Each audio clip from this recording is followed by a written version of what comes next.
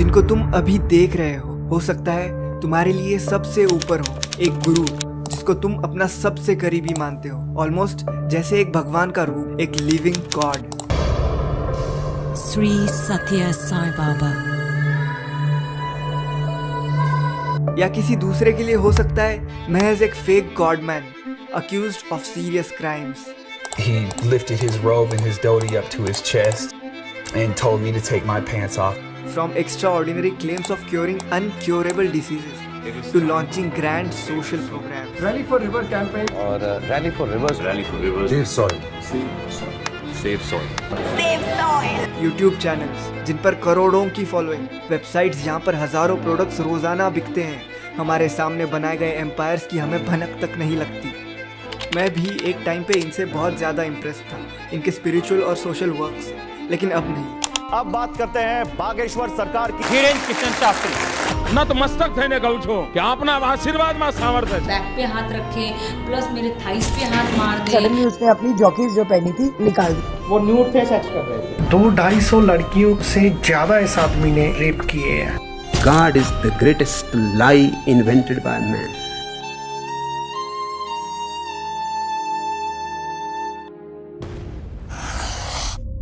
मान लो ये circle represent करता है 1 लाख रुपए।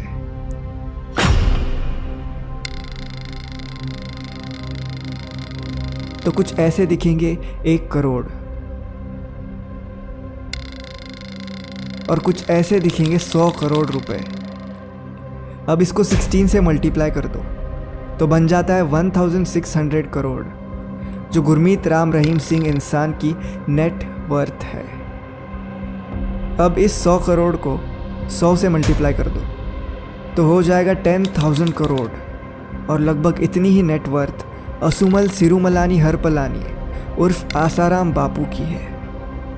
इस 100 करोड़ को एक और बार 400 से मल्टीप्लाई करेंगे तो बनता है 40,000 करोड़, वो वेल्थ जो सत्य साई बाबा ने पीछे छोड़ दी थी। ये गुरु और बाबा अपने जीवन काल में कितने बड़े एम्पायर्स खड़े कर देते हैं, उनके बस ये कुछ ही उदाहरण हैं। एक तरफ ये लोग हैं और दूसरी तरफ तुम, अपनी दुनिया में मगन इन सभी चीज़ों से वाकिफ़ पर नज़रअंदाज करते हुए, क्योंकि तुम्हें सिर्फ वही दिख रहा है जो दिखाया जा रहा है। ये गुरु अपने रिलीजियस वेशभूषा में नजर आएंगे, ऑरेंज, हरा या सफ़ेद। सामने दरबार लगा होगा, चारों तरफ खुशी और उत्साह की लहर छाई होगी।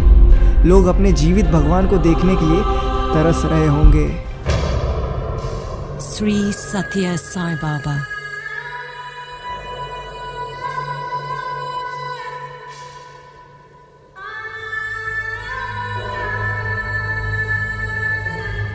ऐसे पवित्र लोग जो अपने टच से किसी को भी ठीक कर सकते हैं, miraculous healers who can cure cancer, बिना कुछ खाए पिए दशकों तक जिंदा रहने वाले, चमत्कारी करके बीच हवा से किसी पवित्र चीज़ को प्रकट कर सकते हैं, दरबार में से किसी को भी उठाकर उसका नाम और परेशानी बता सकते हैं, या किसी को लगा हुआ भूत भगा सकते हैं, making you believe that they truly are a divine body if not God himself. उठा फेंक इसको। और तुम इनके अगले पोटेंशियल श्रद्धालु हो। अपनी ज़िंदगी से परेशान, नौकरी नहीं मिल रही, अच्छे मार्क्स नहीं आ रहे, तरक्की नहीं हो रही, या घर परिवार में कोई बीमारी से पीड़ित है। तुम चाहते हो तुम्हारी ज़िंदगी में कहीं ना कहीं से खुशी आए। You are always searching for peace, और तुम्हें एक रास्ता नज़र आता है जहाँ तुम कुछ भी मांगो मिल सकता है।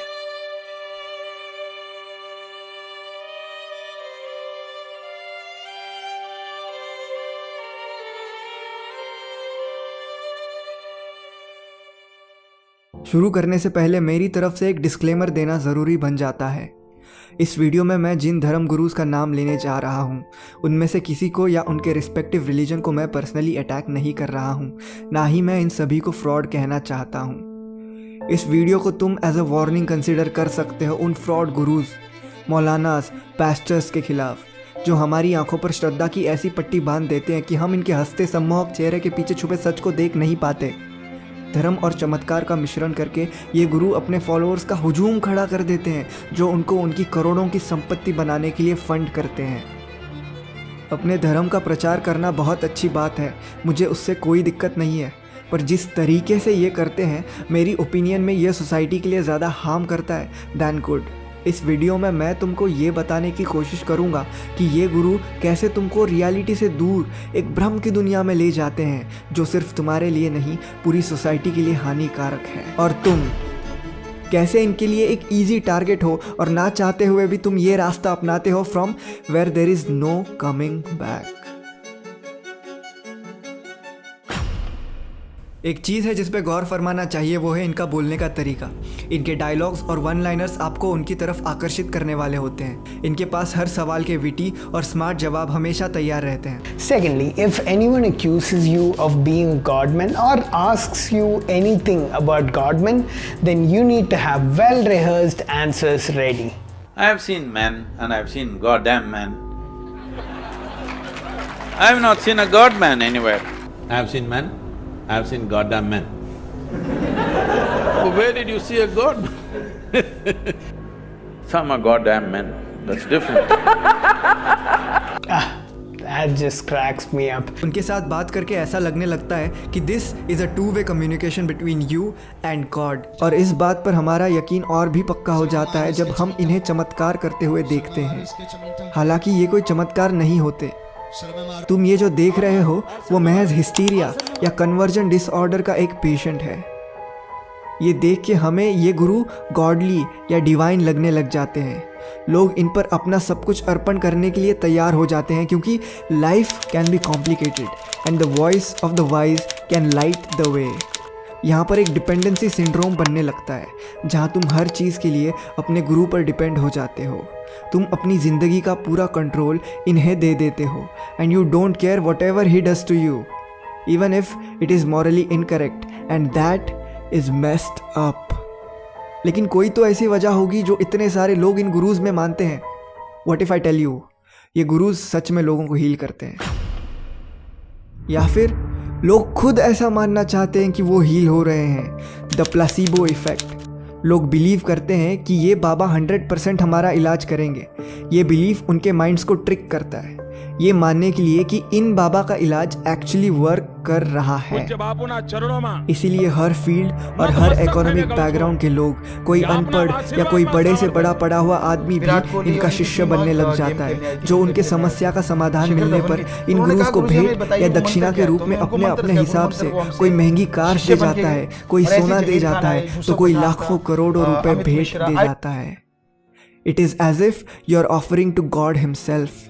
Health products, yoga classes, therapy sessions बेचकर कई गुरुज आगे जाके सक्सेसफुल बिजनेसमैन बन जाते हैं। ये लोग करोड़ों की संपत्ति के मालिक बन जाते हैं। एक साइकिल होती है। पहले ये लोग चमत्कार दिखा के लोगों को अट्रैक्ट करते हैं। लोग इनको कुछ गिफ्ट्स या दक्षिणा दे जाते हैं। ये गुरुज फिर चैरिटी करते हैं, स्कूल्स हॉस्पिटल्स बनवाते हैं और लोग इनकी तरफ अट्रैक्ट होते हैं। And this cycle keeps repeating itself over and over again. बहुत सारे गुरुज करोड़ों की चैरिटी करते हैं अपने कुकर्मों पर पर्दा डालने के लिए। जब इनको समझ में आने लगता है कि इनके कुकर्म अब एक्सपोज होने वाले हैं, तब अपने लिए एक सेफ्टी नेट बनाने की कोशिश करते हैं, जैसे सत्य साई बाबा ने किया था अपने भक्तों से बार बार ये कहकर कि उनके खिलाफ कोई स्कैंडल रचने वाला है, ताकि जब असली विक्टिम सामने आए उसके एलिगेशंस की कोई क्रेडिबिलिटी ही ना रहे। रत्नाकरम सत्यनारायण राजू AKA सत्य साई बाबा, जिनके 5 करोड़ से भी ज़्यादा फॉलोअर्स थे, जो अपने आप को शिरडी के साई बाबा का अवतार बताते थे। उनके फॉलोअर्स क्लेम करते हैं कि उनके पास मरे हुए को वापस ज़िंदा करने की शक्ति थी और उन्होंने सीरियस हार्ट डिसीजेस से ग्रस्त पेशेंट्स को हील भी किया था। सत्य साई बाबा 1950s में अपनी लीलाओं के लिए जाने लगे। वो बीच हवा से गोल्डन वॉचेस, रिंग्स और नेकलेसेस प्रकट कर सकते थे, जो वो अपने भक्तों को आशीर्वाद स्वरूप दे देते थे, और चमत्कारी करके अपने मुंह से लिंगम तक निकाल सकते थे।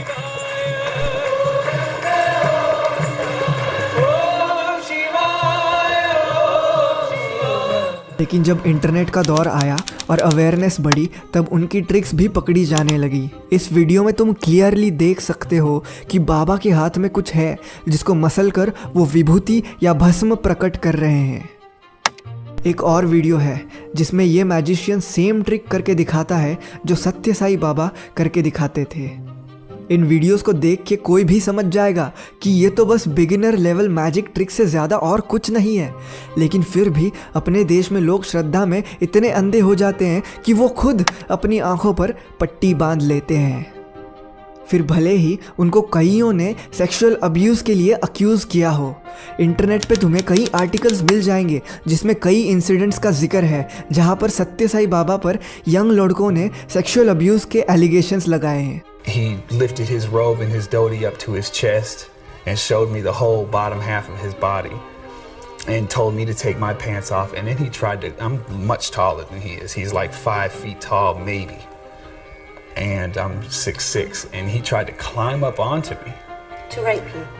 Yeah, that's what it felt like. I mean, he was, for a 70-year-old man, as I think a 70-year-old man could get.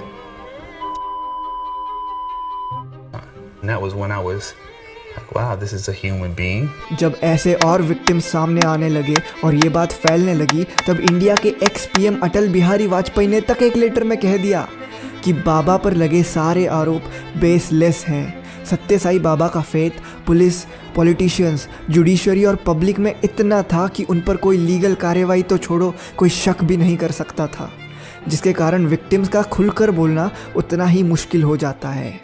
सत्य साई बाबा के भक्त इस चीज़ को ये कहकर डिफेंड करते हैं कि ये अब्यूज़ नहीं बल्कि स्पिरिचुअल हीलिंग की एक प्रोसेस है और सत्य साई बाबा भगवान है और वो जो चाहे कर सकते हैं। सत्य साई बाबा भविष्यवाणियाँ भी करते थे। उनकी एक भविष्यवाणी थी कि जब वो 96 ईयर्स के होंगे तब समाधि ले लेंगे, लेकिन उनकी कई और भविष्यवाणियों की तरह ये भी सही नहीं निकली।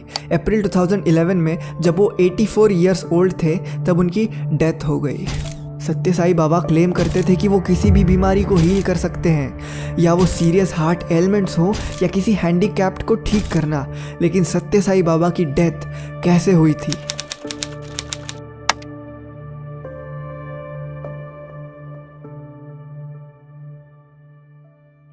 लेकिन असली दिक्कत तब शुरू हो जाती है जब क्रिकेटर्स, सेलिब्रिटीज, पॉलिटिशियंस और ब्यूरोक्रेट्स इन गुरुज के दरबार में नजर आने लग जाते हैं इनका आशीर्वाद लेने के लिए। तब आम लोगों को एक असली और एक फेक गुरु के बीच फर्क करना मुश्किल हो जाता है। इन दोनों को अलग करने वाली लाइन धुंधली पड़ने लग जाती है। जब तुम्हारा कोई आइडल ही ऐसे किसी में बिलीव करता है तो तुम भी उसी दिशा में मुड़ने लग जाते हो और भी लोग मोटिवेट हो जाते हैं ऐसे गुरुज या बाबास के भक्त बनने के लिए। पॉलिटिक्स और रिलीजियस गुरुज का नाता बहुत पुराना है जो आज तक चलता आ रहा है।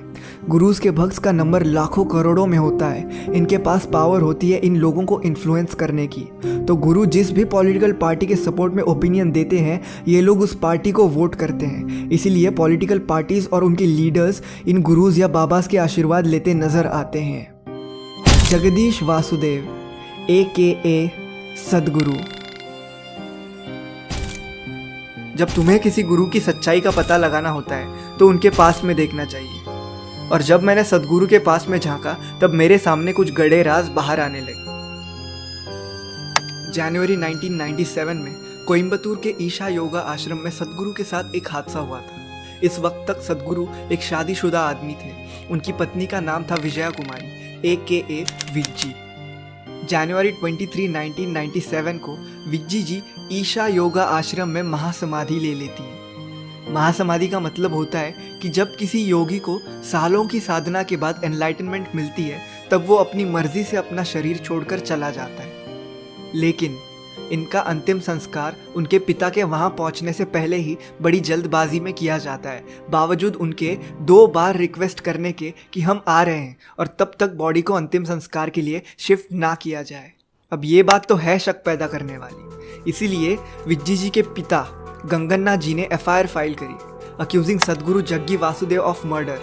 लेकिन इन्वेस्टिगेशन में पुलिस को सद्गुरु के खिलाफ कोई सबूत नहीं मिला और ये केस क्लोज कर दी गई। विज्जी जी का क्रीमेशन हुआ था, यानी उनका अंतिम संस्कार जलाकर किया था। यहाँ पर गौर फरमाने वाली बात यह है कि जब कोई इंसान महासमाधि ले लेता है तब उसकी बॉडी को जलाने के बजाय दफनाया जाता है, और विज्जी के फादर के हिसाब से भी उनकी कम्युनिटी में अंतिम संस्कार देह को जलाकर नहीं किया जाता है। उनके हिसाब से ये इसलिए किया गया ताकि कोई ऑटोप्सी ना करी जाए। गंगन्नाथ जी ये कहते हैं कि सद्गुरु का अपने एक नज़दीकी भारती के साथ रिश्ता था, इसलिए उन्होंने विज्जी को रास्ते से हटाया था। इस बात का जिक्र सद्गुरु मोर देन अ लाइफ इस बुक में भी है। जो अरुंधति सुब्रमण्यम ने लिखी है। वो लिखती हैं कि पति पत्नी के बीच इस रिश्ते की वजह से झगड़े होते थे, और जब विज्जी ने महासमाधि ली थी तब उनकी बेटी सिर्फ 7 साल की थी, और कोई माँ भले कैसे इतनी छोटी बच्ची को छोड़कर महासमाधि लेने का फैसला ले सकती है। सद्गुरु कहते हैं कि उन्होंने अपने पिछले 3 जन्म ध्यान लिंगा बनाने में लगाए।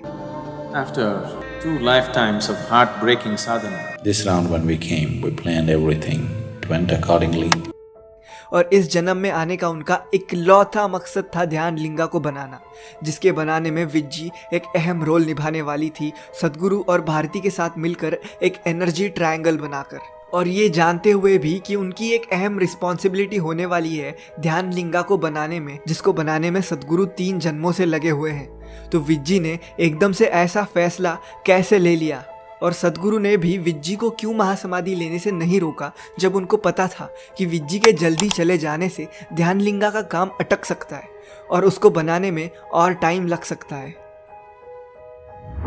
सद्गुरु के शब्दों में ही कहे तो ये कोई बच्चों का खेल नहीं है। महान योगी जिन्होंने पूरी जिंदगी साधना करी होती है, उनको भी ये करने में मुश्किल होती है। लेकिन सद्गुरु के हिसाब से तो विज्जी कोई अकम्प्लिश्ड योगिनी थी ही नहीं, तो उन्होंने ये क्रिया कहाँ से और कैसे हासिल करी। सद्गुरु कहते हैं कि उन्होंने कभी स्क्रिप्चर्स या वेदास नहीं पढ़े। जो भी स्पिरिचुअलिटी के बारे में उनको पता है, वो ज्ञान उन्हें तब प्राप्त हुआ था जब उनके गुरुजी ने उनको अपनी छड़ी से छुआ था। लेकिन उनकी ज़्यादातर टीचिंग्स और स्टोरीज ओशो से मिलती जुलती हैं, इतनी ज़्यादा मिलती जुलती हैं कि you can almost say he copies Osho, sometimes word to word. You clearly disturb people who see those sort of statements as profound. I love to disturb people. A guru is somebody who disturbs the fundamental aspects in you. Because the more you console them, the more retarded they remain. All kinds of conclusions that you have drawn. Disturb them. He disturbs everything in you. I am not going to console anybody. He is not a solace peddler. अब लोग कहेंगे कि ये एक one of incident हो सकता है, दोनों की सोच मिलती है कई बार, चलो मान लेते हैं।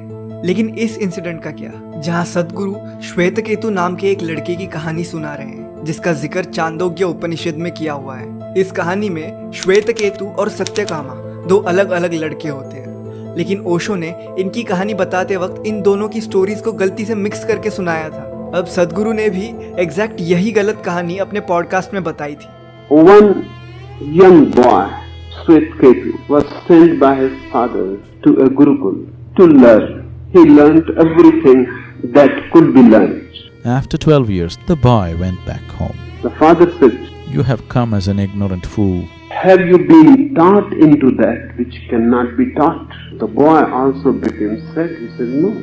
The father looked at him and he said, You go back to your master. And ask your master to be taught that which cannot be taught. So the master said, Take this herd of cattle and go into the forest. There were 400 cattle. And when, just by the production, these 400 animals have become 1,000, come back. यहाँ पर सत्यकामा को cause लेकर भेजा गया था, ना कि श्वेतकेतु। अब ऐसा कैसे हो सकता है कि सद्गुरु ने भी कहानी बताते वक्त सेम वही गलती करी जो ओशो ने करी थी? इसका एक ही मतलब हो सकता है, सद्गुरु ने ये गलत कहानी ओशो के टॉक से उठाई और लोगों को बता दी। एक बार सद्गुरु 2 महान फिलोसोफर्स एरिस्टोटल और हेराक्लिटस की कहानी सुना रहे थे। इसमें एरिस्टोटल और हेराक्लिटस की मुलाकात होती है एक समंदर के किनारे पर। लेकिन अगर मैं कहूँ कि ये मुलाकात मुमकिन ही नहीं है तो, क्योंकि ये दोनों बिल्कुल अलग अलग टाइम पीरियड्स के दौरान जीवित थे, तो अगर ऐसा कभी हुआ ही नहीं था तो क्या सद्गुरु खुद ही ये कहानी बनाकर सुना रहे थे? जी नहीं, ये कहानी तुम्हें पूरी दुनिया में किसी भी बुक में नहीं मिलेगी सिवाय ओशो की हिडन हार्मनी में। सद्गुरु ने यह गलत कहानी ओशो के बुक से उठाई और बता दी, बिना जाने कि ओशो ने गलती से नाम मिक्सअप कर दिए थे। सद्गुरु एम्प्टीनेस, शिवा और उनकी 112 ध्यान की टेक्निक्स के बारे में बहुत बात करते हैं, जिसके आधार पर सद्गुरु ने 112 फीट ऊंचा शिवा का स्टैचू भी बनवाया है। यह टेक्निक्स और कॉन्सेप्ट्स विज्ञान भैरव तंत्र से आता है, जिसको पहली बार ओशो ने ही पॉपुलराइज किया था और जिसको ओशो ने अपनी book the book of secrets में मेंशन किया है। कोई 112 विधियां हैं सारे जगत में ध्यान की, और प्रत्येक विधि अद्भुत है। उसमें एक दूसरे से बिल्कुल विपरीत विधियां भी हैं। इसलिए एक विधि को मानने वाला दूसरी विधि को बिल्कुल गलत कहता है। ओशो के बुक्स और टॉक्स से ऐसे कई और गलत और कॉन्ट्राडिक्टरी कहानियाँ सद्गुरु ने उठाई हैं। यहाँ पर पॉइंट ये है कि सद्गुरु की स्टोरीज और लेसन्स का सोर्स ओशो की बुक्स और टॉक्स से आता है, लेकिन वो क्लेम करते हैं कि उन्हें ये सारी नॉलेज तब मिली थी जब उनके गुरु ने उनको छड़ी से छुआ था। क्या ओशो ही वो छड़ी है जिसके बारे में सद्गुरु बात करते हैं? जैसे एक आदमी को लकवा लग गया, 100 में से 70 से ज्यादा लकवे मानसिक होते हैं। But over 70% of the ailments that people suffer from are created from within. I am not a philosopher. I am not trying to give you any philosophy. I am just trying all possible ways to wake you up. There is no philosophy for me. I am only giving methods for people. You don't have to believe it. You don't have to disbelieve it. You have to inquire it. Don't believe or disbelieve the story, just enjoy the story, isn't it? But here I would like to say Sadhguru is a better version of Osho, क्योंकि सद्गुरु ओशो को copy तो कर रहे हैं लेकिन he is not repeating the same mistakes that Osho made. Osho हमेशा religion या God को क्रिटिसाइज करते थे। There is no God. God is the greatest lie invented by man. I am against all the religions. दूसरी तरफ सद्गुरु रिलीजन को साथ लेकर चलते हैं। ओशो का पॉलिटिशियंस के साथ कुछ अच्छा नाता नहीं था। You're not a politician, are you? I am not a politician. That is the ugliest thing that can happen to a man. लेकिन सद्गुरु अपनी जर्नी के बिल्कुल स्टार्ट से लेके अब तक पॉलिटिशियंस को अपने पास रखते आए हैं। ओशो ने कभी बड़े बड़े सोशल प्रोग्राम्स लॉन्च नहीं किए। All other religions are looking after the poor. At least leave me alone to look after the rich. पर सद्गुरु ने किए, जिसकी वजह से बहुत सारे लोग और लीडर्स उनके साथ जुड़ते चले गए। रैली फॉर रिवर कैंपेन और रैली फॉर रिवर्स के साथ हूँ मैं। Save soil. Save soil. Let us save the soil. It is time to save the soil. अब यहाँ पर एक सवाल तो उठता ही है कि क्या सद्गुरु सच में एनलाइटेंड है या सिर्फ ओशो को कॉपी करके और लोगों को एनलाइटनमेंट का झूठा सपना दिखा के अपने बिजनेस को बढ़ाना चाहते हैं, क्योंकि उनके कोर्सेज की फीस और प्राइसेस देख के तो यही लगता है। सद्गुरु के एक 13 डेज कैलाश मानसरोवर की यात्रा की कीमत तुम्हें 50 लाख तक पड़ सकती है। सद्गुरु एक बहुत ही स्मार्ट बिजनेसमैन है। ईशा फाउंडेशन रजिस्टर्ड है एज अ चैरिटेबल ट्रस्ट, जिसको इनकम टैक्स एक्ट के सेक्शन 80G के तहत अगर कोई डोनेशन करता है तो ईशा फाउंडेशन को टैक्स पेमेंट से छूट मिलती है। अब ईशा फाउंडेशन के मल्टीपल बिजनेसेस चलते हैं। कहीं पे रुद्राक्ष मालाएं बिकती हैं, कहीं पे उनके बुक्स, तो कहीं पे कोर्सेज बिकते हैं। लेकिन जब तुम इसके लिए पेमेंट करते हो तो उस पर ऐसा लिखा हुआ आता है कि ये सेल नहीं है बल्कि तुमने एक डोनेशन करी है। अब एक सवाल मैं तुमसे यहाँ पर पूछना चाहता हूँ कि क्या उनके कोर्सेज और सेशंस वर्थ इट है, और क्या कभी किसी को ईशा फाउंडेशन में जाकर एनलाइटनमेंट हासिल हुई है? सद्गुरु अपनी book enlightenment and inside story में कहते हैं कि उनके आसपास कई लोग हैं जो एनलाइटनमेंट के बिल्कुल करीब हैं, बस एक और स्टेप और वो अपनी बॉडी छोड़कर चले जाएंगे। लेकिन हम उन्हें यह हासिल करने से रोकते हैं, हम उन्हें एक स्टेप पीछे ही रखते हैं। अब अगर सद्गुरु के पास इन लोगों को रोकने की काबिलियत है तो उन्होंने विज्जी को अपनी बॉडी छोड़कर जाने से क्यों नहीं रोका था? One thing that I would like to ask you now is Sadhguru really enlightened, or has he built his entire empire on a lie, a story of fake enlightenment?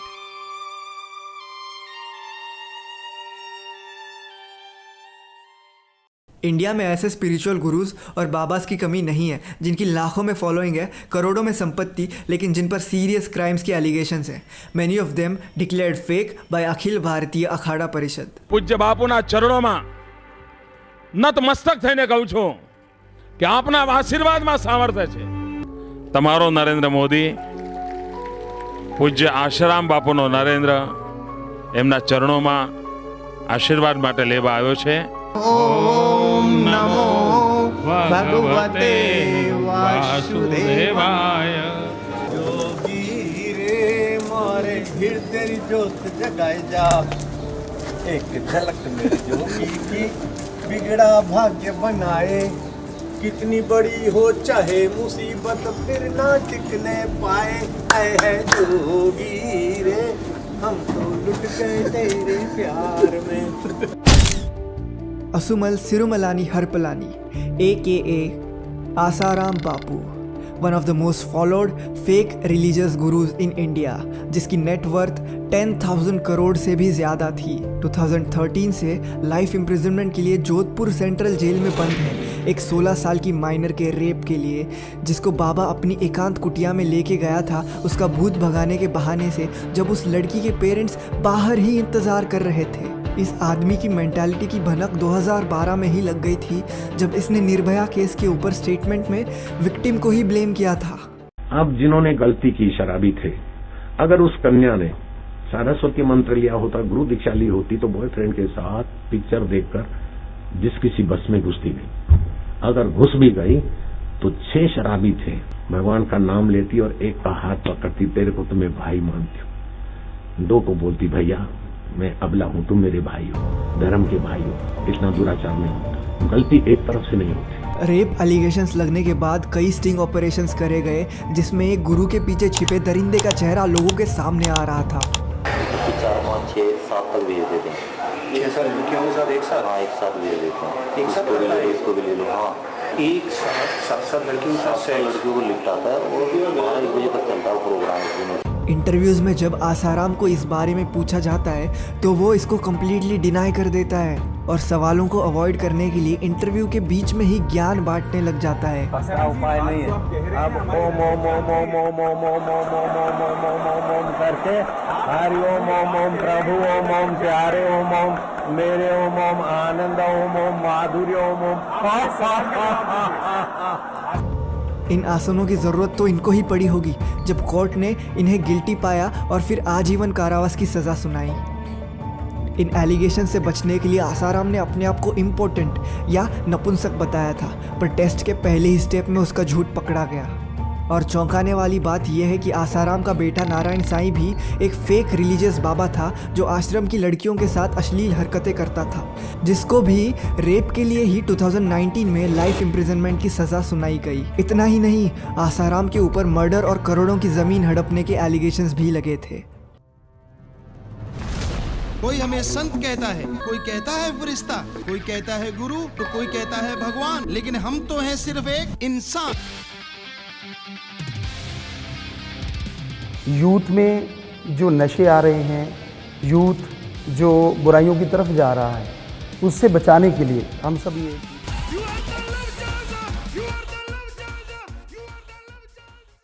हमारा ये सब करने का, गाने का, फिल्म में आने का एक ही मकसद है कि समाज की तमाम बुराइयों को दूर करना। गुरमीत राम रहीम सिंह इंसान AKA MSG और मैसेंजर ऑफ गॉड डेरा सच्चा सौदा ग्रुप का ये लीडर था। बाबा की जो छवि होती है उससे कम्प्लीटली ऑपोजिट इस इंसान की इमेज थी। ये कॉन्सर्ट्स करता था यूथ को अट्रैक्ट करने के लिए, जहां अपने गाने गाता था जो काफ़ी हिट भी हुए थे। इसने 2 फिल्में भी बनाई थी। ये कभी फिल्मों में स्टंट करते हुए नज़र आता था तो कभी न्यू एज चमकीले कपड़ों में अपने शोज़ करते हुए। किसी के लिए संत था तो किसी के लिए रॉक स्टार। बड़े बड़े एक्टर्स और क्रिकेटर्स जैसे विराट कोहली, आशीष नेहरा इनके पास गुरु मंत्र लेने के लिए आते थे।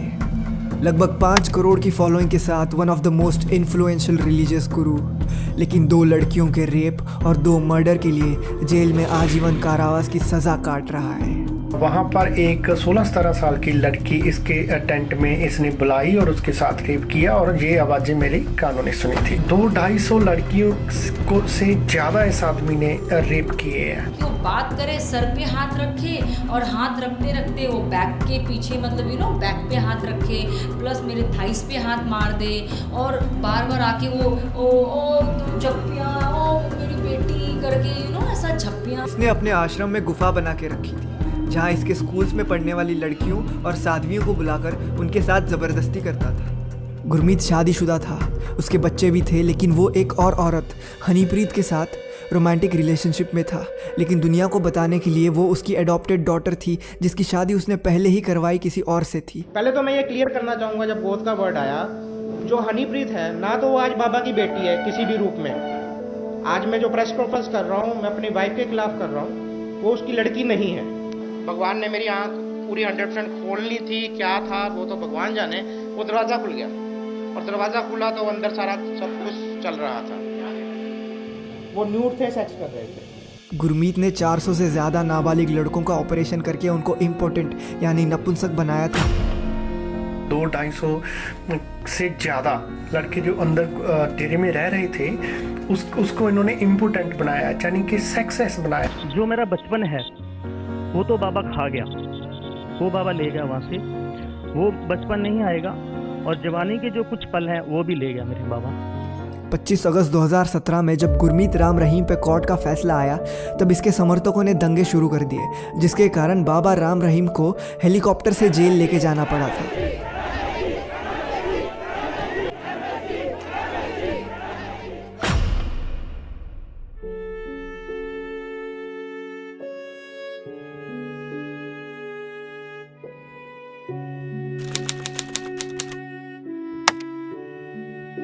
अब बात करते हैं बागेश्वर सरकार की। धीरेन्द्र कृष्ण शास्त्री, धीरेन्द्र शास्त्री के पास बाबा Dhirendra Krishna Shastri, Dhirendra Krishna Shastri AKA Bageshwar Dham Sarkar, gaining followers faster than any religious guru in the history of India.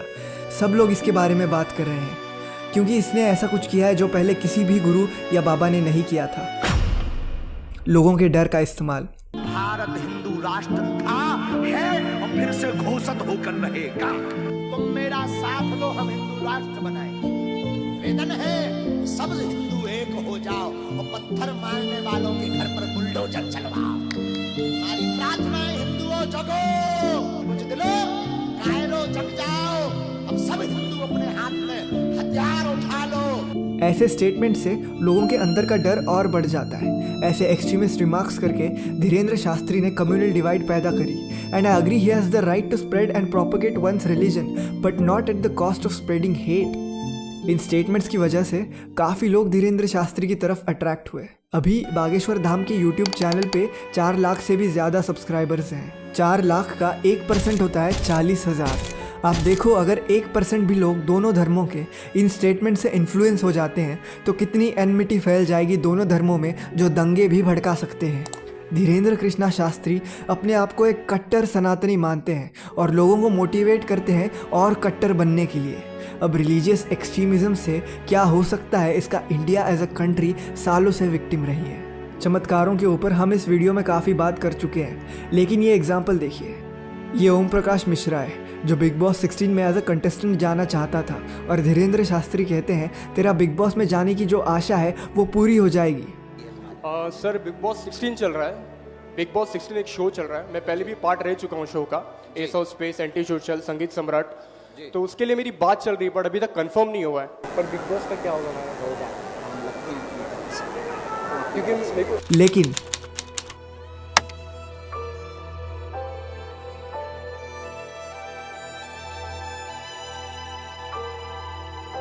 इसमें ओम प्रकाश मिश्रा का नाम कहीं है ही नहीं।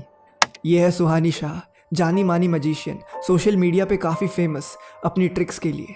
ये एग्जैक्टली वही करके दिखा सकती है जो धीरेन्द्र कृष्णा शास्त्री कर रहे हैं। तो ऐसी क्या चीज़ है जो तुम दोनों को पता है पर दुनिया में किसी को नहीं पता?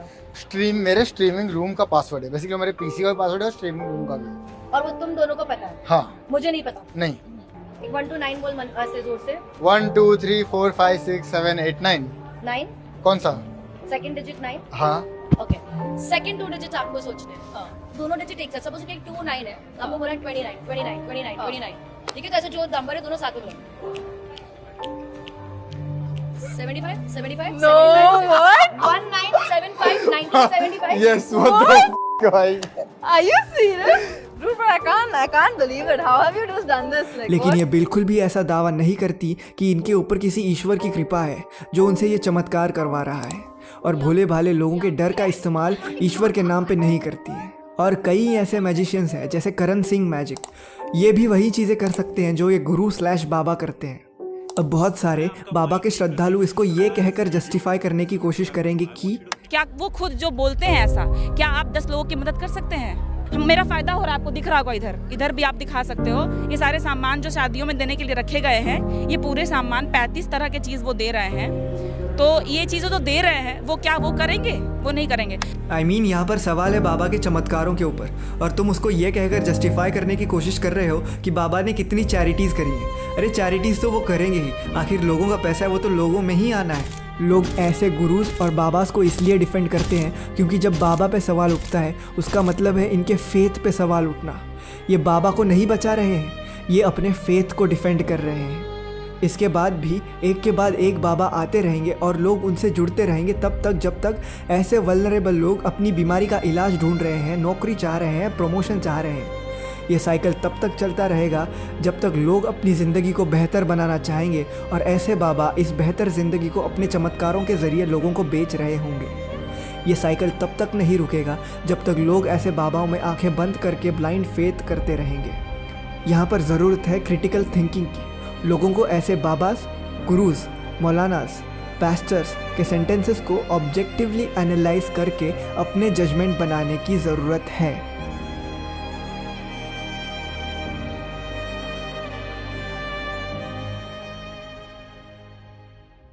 हाय, अगर अब तक तुम ये वीडियो देख रहे हो तो thank you very much, I really appreciate that.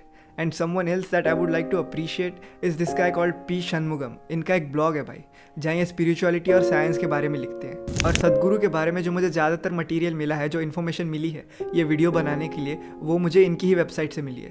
तो आई थिंक अगर ये वीडियो बहुत ज़्यादा लोगों तक पहुँच जाता है तो P Shanmugam definitely deserves a mention because it is all his hard work भाई। बहुत ज़्यादा रिसर्च करनी पड़ती है भाई।